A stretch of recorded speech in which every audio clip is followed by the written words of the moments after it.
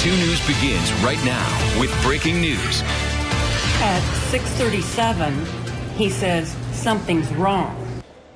A news reporter relays the words of a condemned killer, Clayton Lockett, as a dramatic turn of events plays out at the state prison in McAllister. A planned double execution ends in failure as something goes wrong during the lethal injection. The execution of Charles Warner is now on hold. We begin with breaking news. Storms turned deadly. One person killed in Sand Springs. Team coverage ahead. State of emergency in Oklahoma.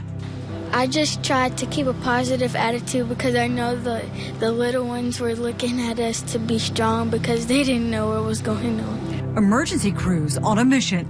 A lot of us picked them up and held them because they didn't have any shoes on, or they were pretty much in just their uniform and they were cold. Now Green Country looks to rebuild. When I saw it, I was devastated. I mean, I lost it immediately. Finally, at the last minute, some guy comes up to me and says, "You gotta stay." New at 10, Richard Glossop speaks out with his execution on hold again, his message to the victim's family. We're citizens, we count, we matter, and we make a difference. Tulsa County Sheriff Stanley Glanz plans to resign. A grand jury recommending his removal and hands down 2 indictments. I knew it immediately. I didn't see anything but that type of scream, your body. You just knew it. A 4-year-old boy killed by his family's car. New at 10, a neighbor's desperate attempt to save his life.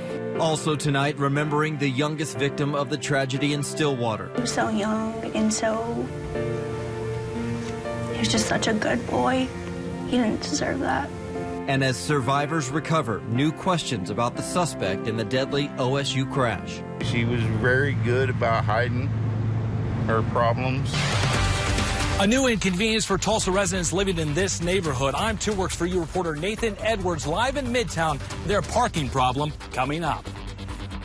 New at 10, vandals target a Green Country church. How you can help clean up the mess and catch the crooks. 2 News begins right now with breaking news. At 6:37, he says something's wrong.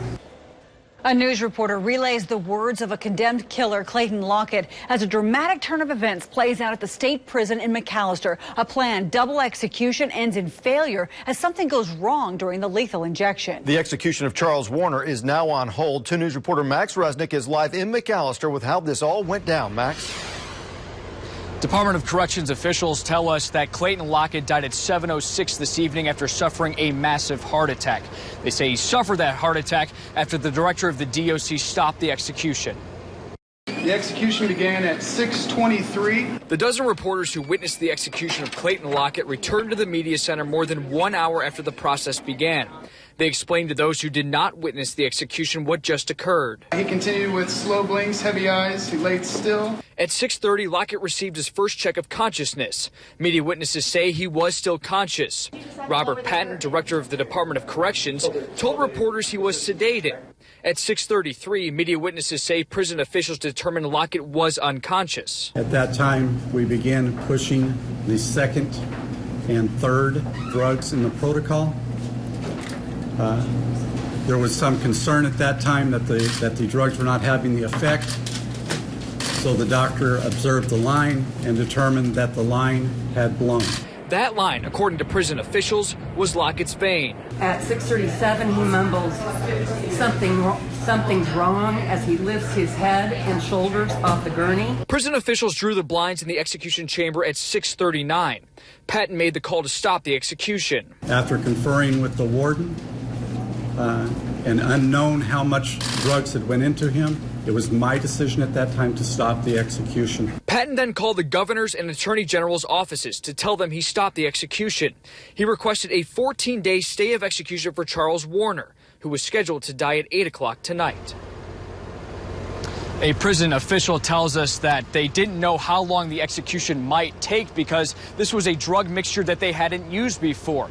Now, in the 19 previous lethal injections, they say the average time between injection and death was typically 6 to 12 minutes. Reporting live in McAllister tonight, Max Resnick, 2 News Works for You. Thank you, Max. The Neiman family issued this statement about their daughter after the execution. She was the joy of our life. We are thankful this day has finally arrived and justice will be served. And Governor Mary Fallin issued this statement on tonight's execution. She said, I have asked the Department of Corrections to conduct a full review of Oklahoma's execution procedures to determine what happened and why during this evening's execution of Clayton Darrell Lockett. Going in depth tonight, the intense legal battle leading up to tonight's executions began about 60 days ago and was brought on after European companies that produce pentobarbital banned U.S. prisons from using it. That led to a change of drug protocols.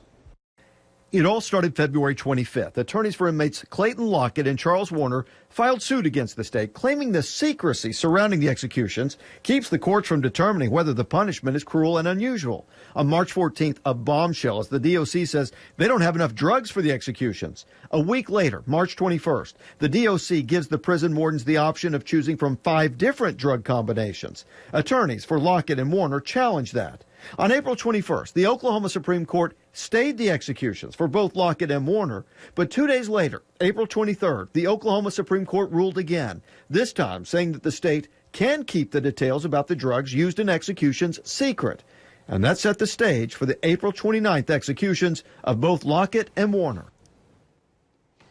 Now, in April of 2008, the U.S. Supreme Court ruled lethal injection is not cruel and unusual punishment. Still, there have been problems with it in the past. Most often, much like tonight's case, a vein is missed. In one 2006 case out of Florida, it took 30 minutes for a prison employee to locate the condemned man's vein. In that case, there were severe chemical burns, and it took 34 minutes for the prisoner to die. Now, one of the most recent cases happened in Ohio. It's the story of Dennis McGuire. He was put to death on January 16th of this year. His family is now suing, saying that he made loud snorting noises and it took 25 minutes for him to die. A normal execution, as Max mentioned, lasts about 12 minutes and is relatively silent.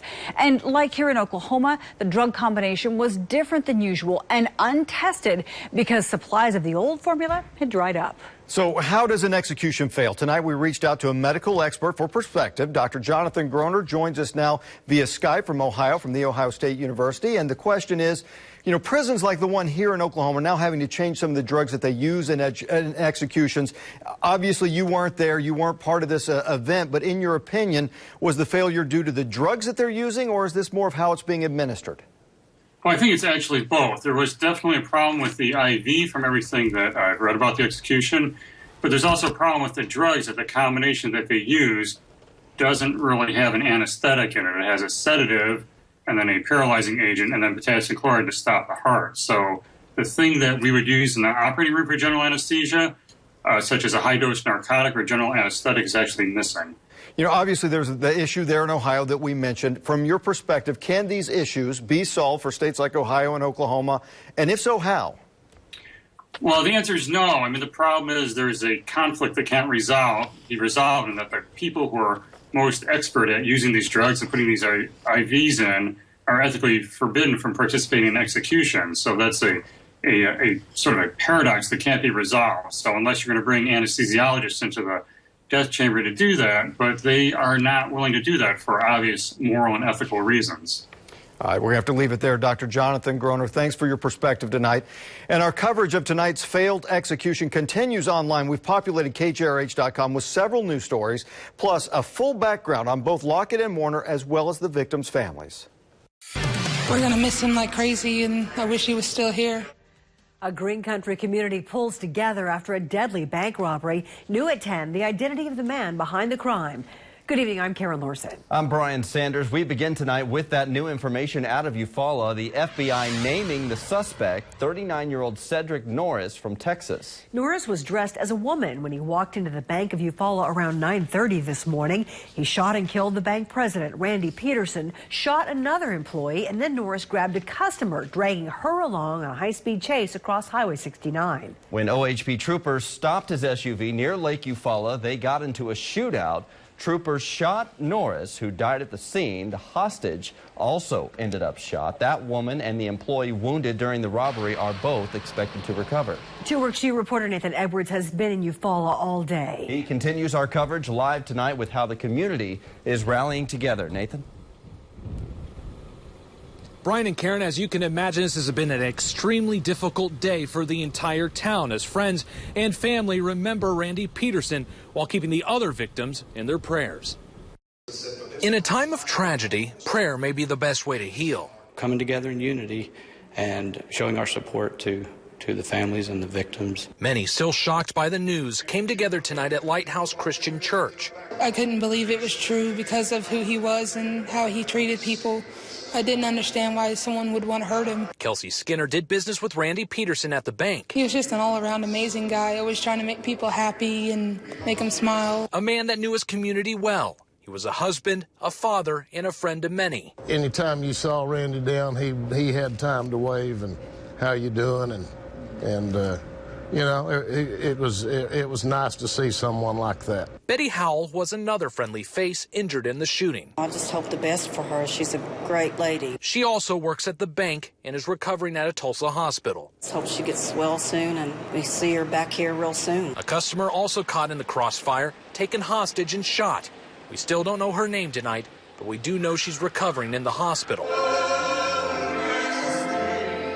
As many continue to pray for these victims and mourn the loss of Randy Peterson. We're going to miss him like crazy, and I wish he was still here. It's going to be a long road to recovery here in Eufaula. I'm told the bank will be closed tomorrow, and it's not clear when it will reopen. Live in Eufaula, Nathan Edwards, 2 Works for you. Thank you, Nathan. More new information now about the man behind today's deadly robbery. We did some digging tonight and found that Cedric Norris had a pretty lengthy rap sheet. At one time or another, he'd been charged with crimes including felony robbery, attempted escape, larceny, and using a weapon in the commission of a crime. Norris was 39 when he died today in the shootout with troopers. Now, our coverage of today's violent robbery continues online. As the investigation unfolds, we'll keep you updated with the latest information on KGRH.com and our 2 Works for You mobile app. Also tonight, we are tracking severe weather moving into Green Country right now. We want to show you we've got snow up in the Talala area, and take a look at these temperatures. Look at that, 26 in Owasso and Claremore, 28 over in Wagner, and 24 up in Coffeyville. Right now, our Storm Shelter Chief Meteorologist Brett Anthony joining us. And Brett, everyone wants to know how long these bitterly cold temperatures are going to last. Well, fortunately, Karen, not long, just tomorrow, and then we're just taking off in the temperatures into the 60s by Friday. Good evening, I'm Brian Sanders. The Mabee Center at Oral Roberts University much calmer tonight after Donald Trump's rally this afternoon. We have team coverage coming your way. Even before the GOP frontrunner spoke, Sarah Palin fired up thousands in the crowd. The former Alaska governor endorsed Trump for president yesterday. But 2 Works for You reporter Will Dupree tells us not all of Trump's supporters are big fans of hers. Will.